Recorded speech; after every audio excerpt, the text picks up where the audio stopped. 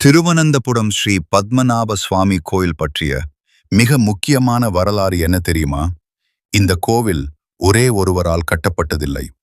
பல ஆயிரம் ஆண்டுகளாக பல மன்னர்களாலும் அரச குடும்பங்களாலும் விரிவுபடுத்தப்பட்ட ஒரு அதிசய ஆலயம் இது. புராணங்களின்படி இந்த கோவில் 5000 ஆண்டுகளுக்கும் மேல் பழமையானது என்று நம்பப்படுகிறது.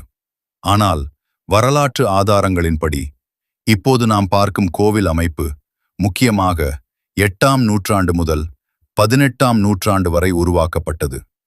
புராண வரலாற்றின்படி திவாகர முனிவர் என்ற விஷ்ணு பக்தருக்கு விஷ்ணு பகவான் காட்சி தந்ததாக கூறப்படுகிறது. அந்த தெய்வீக காட்சிக்கு பிறகுதான் இந்த ஆலயம் உருவானதாக தலபுராணங்கள் சொல்கின்றன.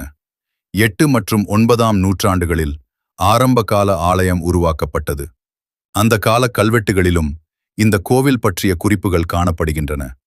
பின்னர் 14 முதல் 16ஆம் நூற்றாண்டு காலத்தில் வேணாடு அரசர்கள் இந்த கோவிலை பிரம்மாண்டமாக விரிவுபடுத்தினர். அந்த காலத்தில்தான் கிழக்கு கோபுரம் கட்டப்பட்டது. ஆனால் இந்த கோவிலின் தற்போதைய பிரம்மாண்ட வடிவத்தை உருவாக்கிய மிக முக்கியமான மன்னர் திருவிதாங்கூர் மன்னர் அனிழம் திருநாள் மார்த்தாண்டவர்மா. 1729 முதல் 1758 வரை ஆட்சி செய்த இவர் திருவிதாங்கூர் இராச்சியத்தின் மிகப்பெரிய அரசராக கருதப்படுகிறார்.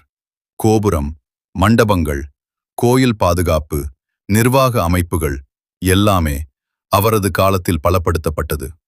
அதில் மிக முக்கியமான ஆண்டு 1750. அந்த ஆண்டில் மார்த்தாண்டவர்மா தனது முழு இராச்சியத்தையும் ஸ்ரீ பத்மநாப